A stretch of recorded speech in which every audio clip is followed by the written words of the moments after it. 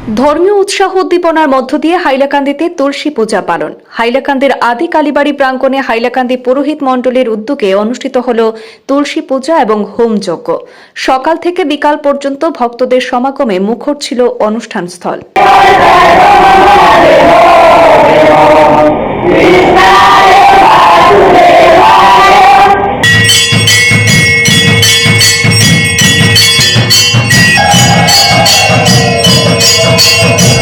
ধর্মীয় পরিবেশ এবং ভক্তিমূলক আবহে হাইলাকান্দিতে পালিত হল তুলসী পূজা এবং হোমযজ্ঞ। শহরের আদি কালীবাড়ি প্রাঙ্গণে হাইলাকান্দি পুরোহিত মণ্ডলীর উদ্যোগে আজ এই ধর্মীয় অনুষ্ঠানটি অনুষ্ঠিত হয়েছে।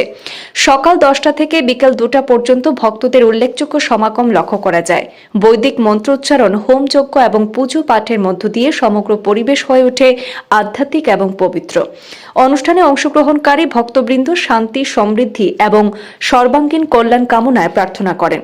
আয়োজক কমিটির পক্ষ থেকে জানানো হয়, এই ধরনের ধর্মীয় আয়োজন সমাজে ঐক্য, সংস্কৃতি এবং আধ্যাত্মিক চেতনাকে আরও সুদৃঢ় করতে গুরুত্বপূর্ণ ভূমিকা পালন করে। উল্লেখযোগ্যভাবে হাইলাকান্দিতে তুলসী পূজা উদযাপন এবছর দ্বিতীয় বছরে পদার্পণ করল। নমস্কার। আজকে সমস্ত দেশের সাথে হাইলাকান্দি আদি কালীবাড়িতে তুলসী পূজন ও গীতাযজ্ঞ সঙ্গে ভাগবত পাঠ, তৎসঙ্গে সাংস্কৃতিক অনুষ্ঠান, গীতার শ্লোক, গীতার অধ্যায় এসব নিয়ে বাচ্চারা, ছোট ছোট ছেলেরা, মেয়েরা একটা সাংস্কৃতিক অনুষ্ঠানের আয়োজন হয়েছে। সেটা হাইলাকান্দি পুরোহিত মণ্ডলী প্রতি বছর সেই আয়োজনটা করে থাকে। এবারও খুব সুন্দরভাবে, ভব্যভাবে আয়োজন করা হয়েছে। মাহাত্ম্যটা হলো 25 ডিসেম্বর তুলসী পূজন দিবস। সেটা সনাতন ধর্মাবলম্বী অনেকেই অজানাভাবে থেকে গেছে।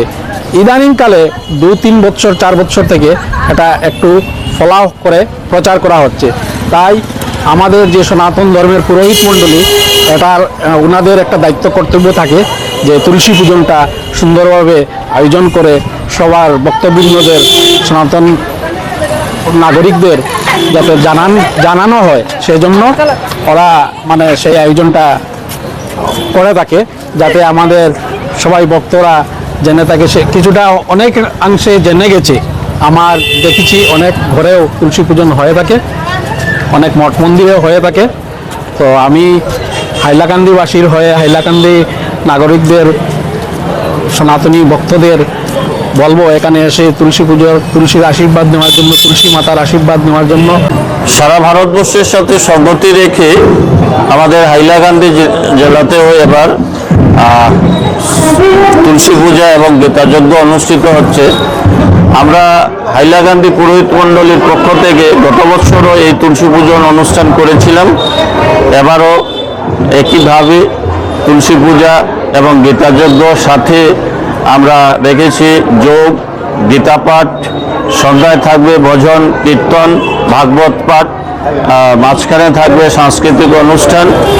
আমাদের সকাল থেকে তুলসী পূজা শুরু হয়েছে, গীতাযজ্ঞ শেষ হয়েছে, এখন চলছে গীতা পাঠের অনুষ্ঠান এবং মহাপ্রসাদ বিতরণ হবে অল্পক্ষণ পরেই। সবার সহযোগিতায় আমাদের হাইলাকান্দি পুরোহিত মণ্ডলীর এই অনুষ্ঠান সুন্দর এবং সার্থক হচ্ছে এবং আগামী অনুষ্ঠানগুলো সুন্দর সার্থক হবে, এই কামনা রাখি।